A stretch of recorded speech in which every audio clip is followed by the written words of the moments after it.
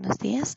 Para el día de hoy vamos a tratar el siguiente tema, que son las técnicas para sintetizar información.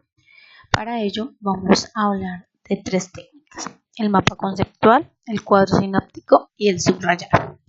Iniciemos con nuestro primer ítem, que es el mapa conceptual.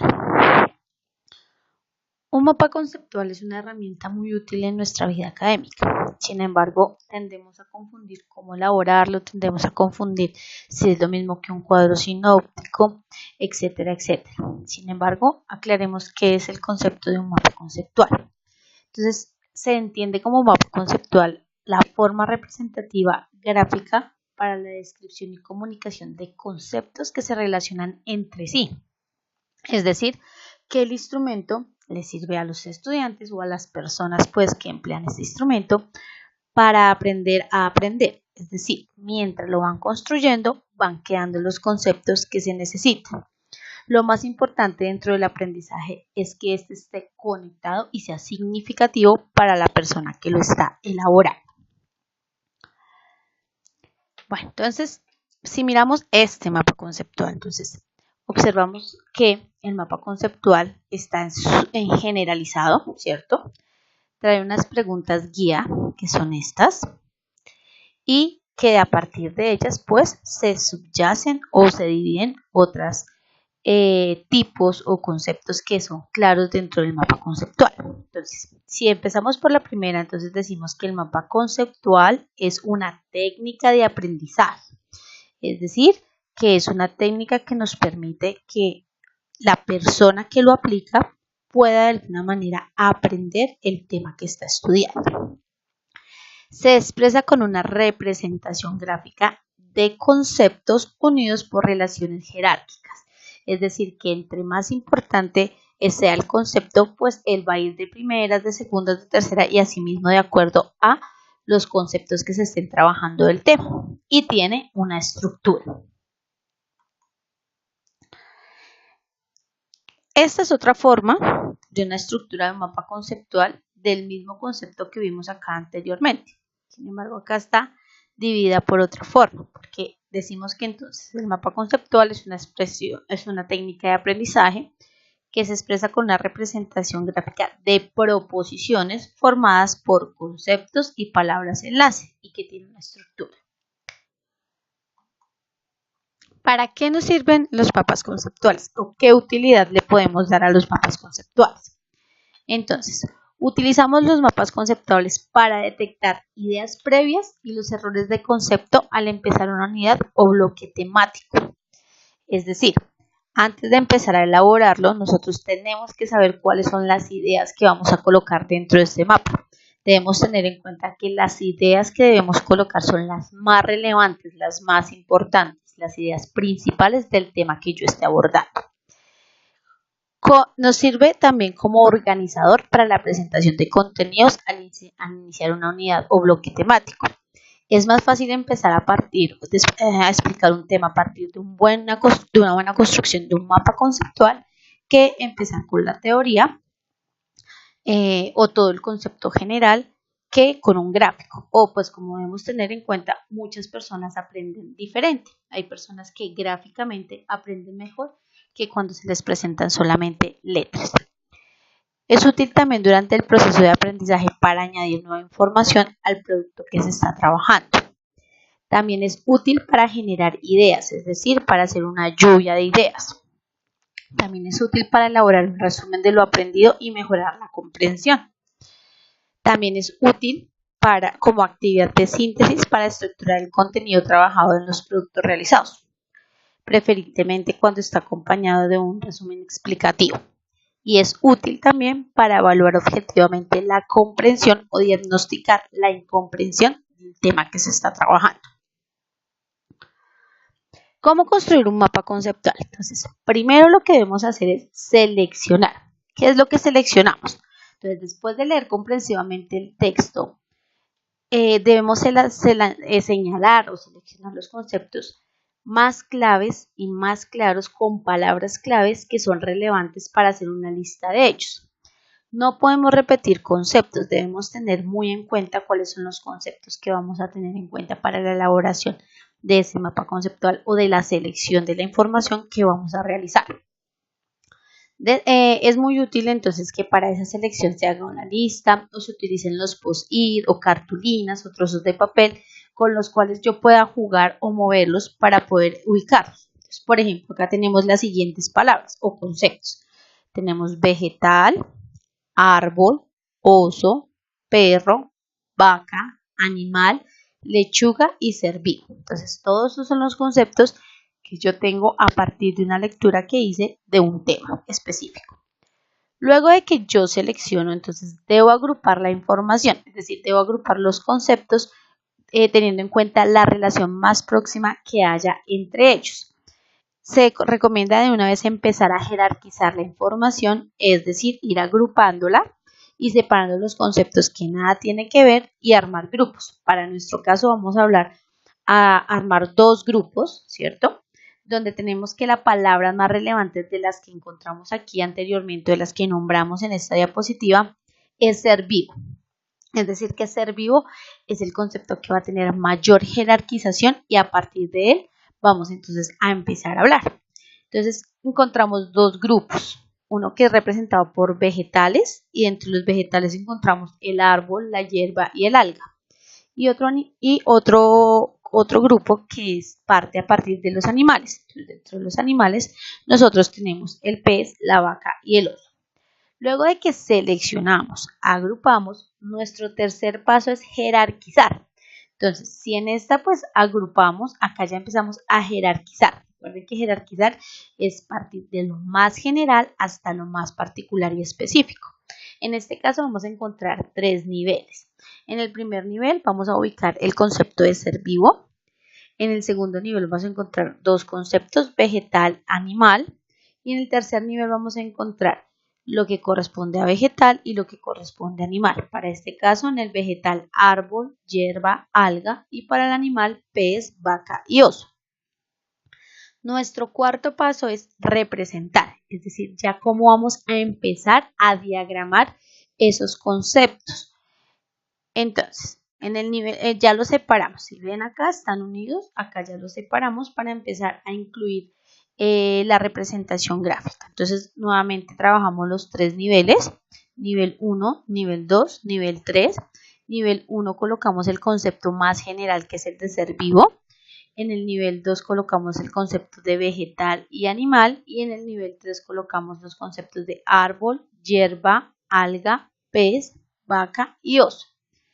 Nuestro quinto paso es conectar, entonces es decir, utilizar palabras claves e ir viendo cómo vamos a conectar esa información para que podamos entender a través de las palabras de enlace y los elementos de enlace que utilicemos, qué es lo que queremos dar a entender en este caso. Entonces, se conecta la frase más importante y las relaciones con los diferentes conceptos que se están haciendo. Luego se comprueba si se comprende correctamente una materia o una parte del mapa. Entonces, en este caso tenemos ser vivo. Utilizamos la palabra conectora es vegetales. Los vegetales pueden ser árbol, hierba o alga. Pero podemos verlo por el otro lado. Entonces, ser vivo también es un animal. Y un animal puede ser una vaca, un pez o un oso. El sexto paso que vamos a tener en cuenta es comprobar. Comprobar el mapa es ver si es correcto o incorrecto. En caso de que sea incorrecto, es mejorable corregirlo añadiendo, quitando o cambiando de posición los conceptos que yo considero están en una mala posición. Por eso aconsejamos hacer esto pues con post-it, cartulinas, trozos de papel para que sea más fácil ir moviéndolo de un lado al otro. Entonces en este caso nosotros solamente vamos a moverlo o movimos los conceptos de el nivel número 3. Entonces si hacemos la comprobación estamos de acuerdo de que un ser vivo es vegetal y que un ser vivo es animal. Y que un ser vivo vegetal puede ser el árbol, también puede ser el alga, pero un ser vegetal será la vaca. Miremos el otro lado. Entonces, el ser vivo es un animal, será una hierba, es un pez sí y es un oso. Al mover estos dos conceptos, vaca y hierba, nos damos cuenta de que si dejáramos el mapa conceptual así, estamos generando un error. Es decir, que como lo habíamos jerarquizado inicialmente en esta diapositiva, estaba correcto. Al hacer estos cambios, pues comprobamos que no hay que hacer ningún cambio, sino dejarlo de esta forma, puesto que de esta forma sí estamos generando un error. Y tenemos el último, que es reflexionar. Reflexionar sobre el mapa es ver si se pueden unir distintas secciones y ahora cuando se puedan ver las relaciones, aportar un nuevo conocimiento a la materia estudiada o al concepto o al tema que se está estudiando. Por ejemplo, si nos damos cuenta en ¿cierto? Los animales y los vegetales están relacionados, ya que la vaca y algunos peces comen plantas y algunos osos a su vez comen otros animales. Entonces, en este caso, nosotros alargamos el mapa conceptual, agregamos dibujos que pueden de alguna manera visualizar mejor los conceptos y agregamos otras palabras claves para mejorar este concepto o este mapa conceptual. Entonces, decimos que un ser vivo es un vegetal o es un animal, ¿cierto? Tenemos que puede ser como ejemplo el árbol, el alga, la hierba, en el otro caso la vaca, el pez, el oso, pero también podemos decir lo que comen cada uno. Entonces hacemos unas relaciones, entonces pues el animal se puede comer el vegetal y como se come el vegetal, entonces esos animales que comen vegetales se llaman herbívoros. Pero los animales también pueden comer, pueden comer carne, entonces son carnívoros. Y hay algunos animales, pues, entonces en este caso los carnívoros. Y miramos que, por ejemplo, entonces el pez puede ser también herbívoro, porque se come las algas. El oso entonces es carnívoro porque se come el pez, ¿cierto? Y la vaca es herbívora porque se puede comer la hierba. Miramos toda la relación que hay dentro del mapa conceptual. Miremos el siguiente ejemplo.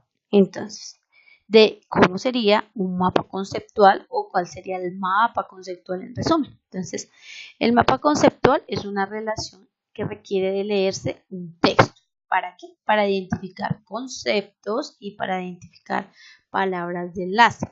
Cuando identificamos entonces los conceptos, los remarcamos con las elipses o recuadros y para seleccionar los conceptos más importantes y después de esto entonces realizamos un orden jerárquico desde los conceptos generales hasta los conceptos más específicos.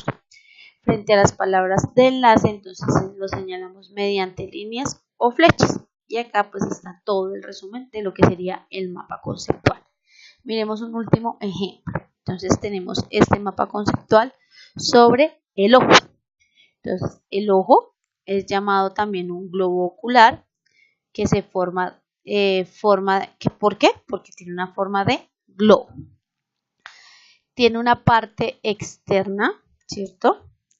Y de la parte externa, entonces nosotros miramos la córnea, que es transparente. También tenemos otras partes que son, esa es la parte externa, pero tenemos otras partes que son internas que corresponden al iris y al cristalino. Estas están detrás de la córnea. La iris entonces está conformada por colores, ¿cierto? Y por un orificio que se llama la pupila. Entre los colores que tenemos para el iris puede ser marrón, verde, azul y gris, que es el que le da el color a sus ojos. Y frente al cristalino entonces decimos que es un lente de forma como una lenteja. Y acá está pues la conformación de un ojo, la explicación de un ojo. El suelo es otra forma, otro mapa conceptual que tenemos. Entonces, partimos de que el suelo está compuesto por materia mineral y materia orgánica, ¿cierto? Pero también podemos hablar de las características de ese suelo, que puede ser, esas características dependen de los cultivos o depende de para lo que lo queremos pues emplear. Entonces, podemos decir que las características del suelo se pueden definir por el perfil, por la textura y por la aridez. Cuando hablamos por sus compuestos, el suelo puede ser de materia mineral o materia orgánica. Entonces, si es de materia mineral es porque está disgregando, es decir, por ejemplo, la roca madre que actúa con agentes físicos y químicos. Cuando hablamos de la materia orgánica, entonces estamos hablando de los restos, o vegetales o animales. Frente a las características, entonces, el perfil determina los horizontes ABC, o sea, para lo que yo podría utilizar el suelo. Entonces, son desarrollados o poco desarrollados. Pueden ser los valles, las planicies porque favorecen los cultivos, o pueden ser las montañas que dificultan los cultivos. Frente a la textura, entonces, esta nos da el tamaño y las partículas para. Entonces, allí encontramos las gravas, las arenas, los limos, las arcillas y condicionan la permeabilidad del suelo.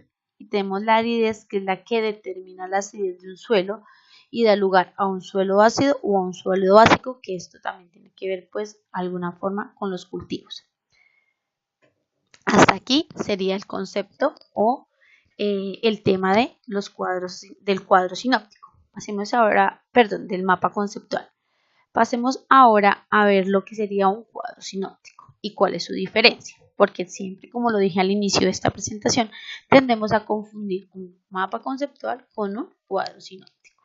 Entonces, ¿qué es un cuadro sinóptico? Entonces, un cuadro sinóptico, entonces, como lo vemos acá dentro de la imagen, es la técnica de síntesis para proporcionar la visión en conjunto de un tema o elección, mediante cuadros comparativos como estos y de relación de doble entrada. Entonces, tenemos animales. Los animales los podemos ver según su especie, su género, su tamaño y su hábitat.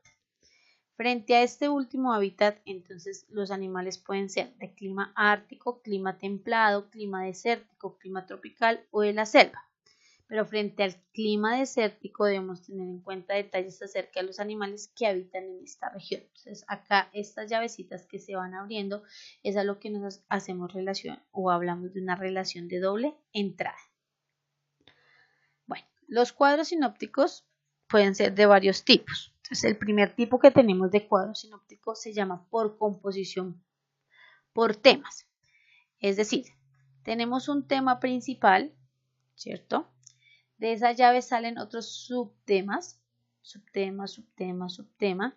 De este subtema podría salir otro subtema y de este subtema un contenido. En este caso tenemos un subtema, el contenido y lo que nos refiere al contenido, y acá lo mismo. Pueden ser varios según se trate el tema, pero sí debemos definir cuál es la llave principal. Tenemos otro que se llama por composición por ideas. Recuerden que este es composición por temas y este es composición por ideas. Entonces, el tema general, la idea principal, luego las ideas complementarias de cada una de las ideas principales y los detalles que acompañan a la misma. Y tenemos un último que se llama por composición por tabla. Entonces, en este debo tener en cuenta los conceptos y temas generales y las variables o características de las cuales yo puedo hablar.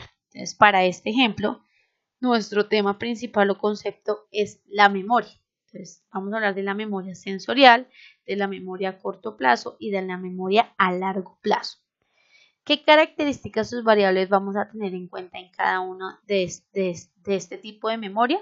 Entonces, la capacidad, la duración de almacenaje, el modo de almacenaje y la pérdida de información. Si miremos la comparación, entonces decimos que la memoria sensorial frente a la capacidad es grande o ilimitada. Frente a la duración de almacenaje, entonces es breve, medio segundo por información visual. El modo de almacenaje es exacto y sensorial, y la pérdida de la información se da por desvanecimiento temporal. Entonces, con el tiempo se va a borrar.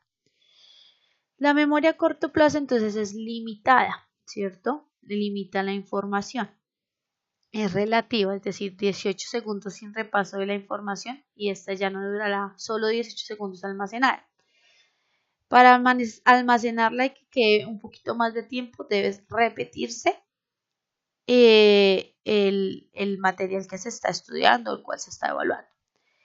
Y la pérdida sea por falta de repaso del material o por el desplazamiento de una nueva información. Para uno es más importante, otra entonces la que no es tan relevante sale a un lado y se borra. Y tenemos la memoria a largo plazo, que está ilimitada frente a frente a su capacidad.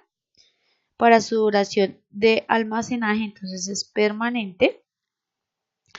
Para el modo de almacenaje es organizada y significativa, y la pérdida de información se da por fallas en la recuperación o en la interferencia de otra información.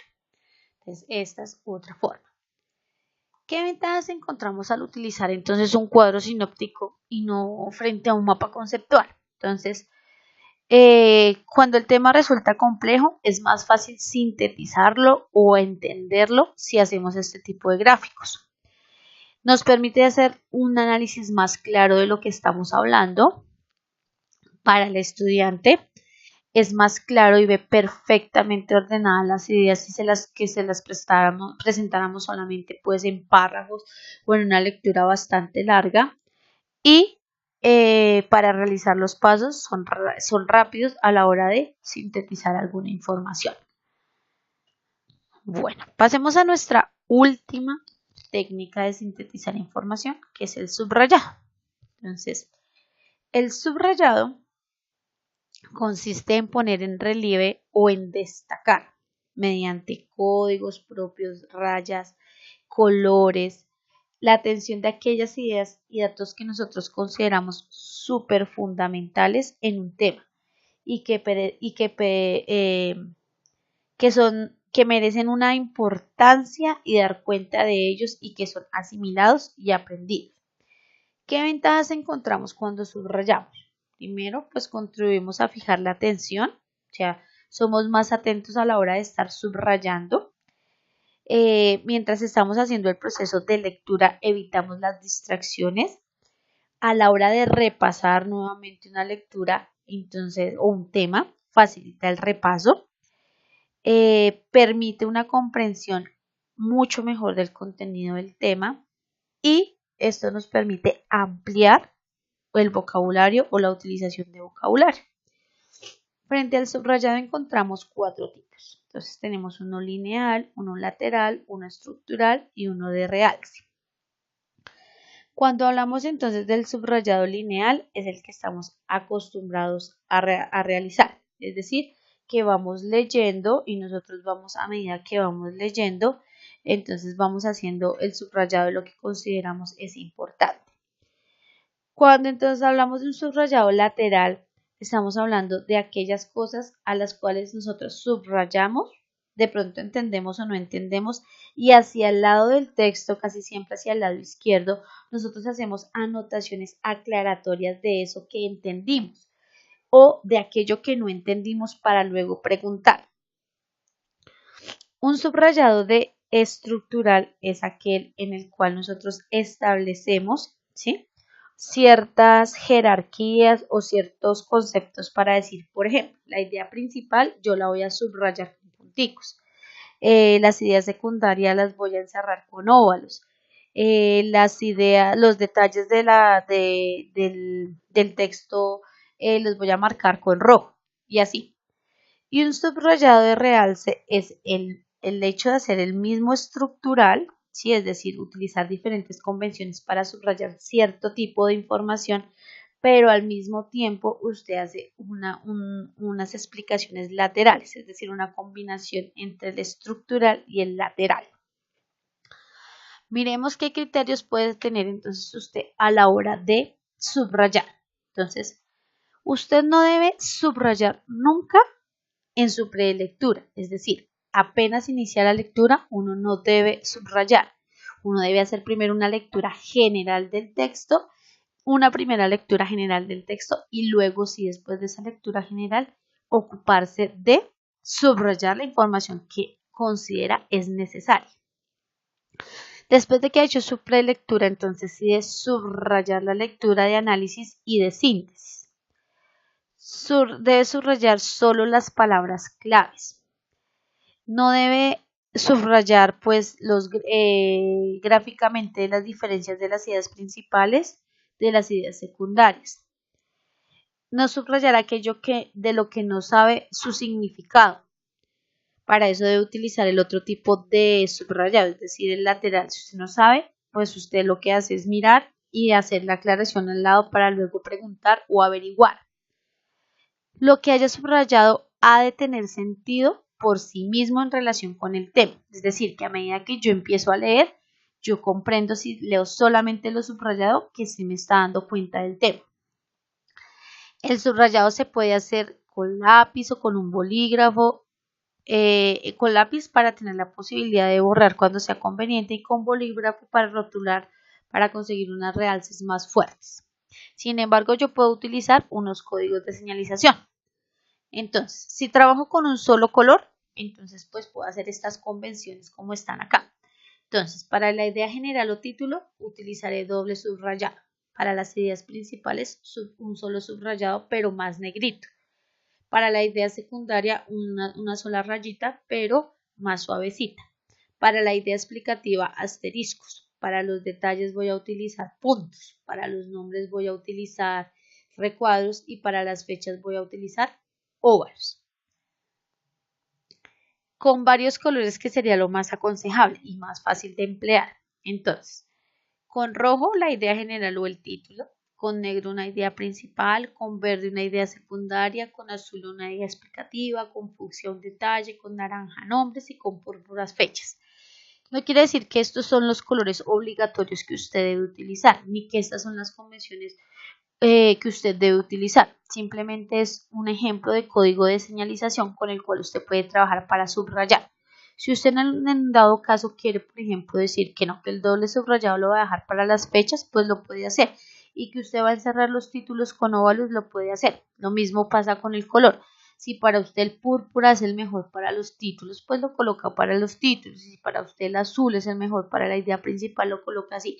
Cada uno es el que debe generar, como está por ejemplo en este ejemplo que colocamos al inicio del tema, cómo va a ser usted. Entonces, mire, si ustedes ven acá, dice, es un correcto proceso de aprendizaje. Se deben utilizar tanto técnicas de análisis como de síntesis. Las técnicas de análisis se utilizan para facilitar la comprensión de la información, por ejemplo, el subrayado. Las de la síntesis se utilizan para reestructurar y ordenar la información, por ejemplo, el esquema, el resumen y una vez comprendida el cuadro sináptico. Como ven, utilizo morado o púrpura, verde oscuro o verde y amarillo. Pero en el amarillo, si ustedes pueden notar, hay unas diferencias. Hay unos que están subrayados en bloque, es decir, que se ve más gruesita, y hay otros que están solamente con una línea. Esto es otra forma de sintetizar la información, les diría yo. Entonces acá tienen, por ejemplo, la idea principal, correcto proceso de aprendizaje, ¿cierto? De eso subyace una idea principal que son las técnicas de análisis, ¿sí? De eso sale una idea secundaria que es la comprensión de la información, reestructuración y ordenación de la misma. Y están unos ejemplos o unas técnicas, pues algo menos complejo, que son cómo se podrían representar, en este caso en el subrayado, en el esquema y en el resumen. Si lo miráramos así. Si ven, cuando yo hago el ejercicio, pues de leer esto, para comprender el tema, es más fácil.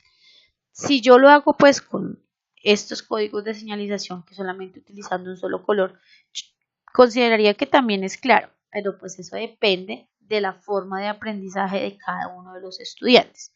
En mi caso personal, para mí es más fácil o más aconsejable utilizar los colores, porque frente a la visión va a ser mejor y más visible el hecho de tener en mi mente los colores y saber qué es lo que puedo utilizar. Bueno, hasta aquí sería el tema de técnicas de sintetizar información. Espero que el tema haya quedado bastante claro. Después de haber visto esta presentación, lo que usted debe hacer es, teniendo en cuenta esta información, ingresar al Edmodo, realizar la prueba que se diseñó para esto, teniendo en cuenta esta información.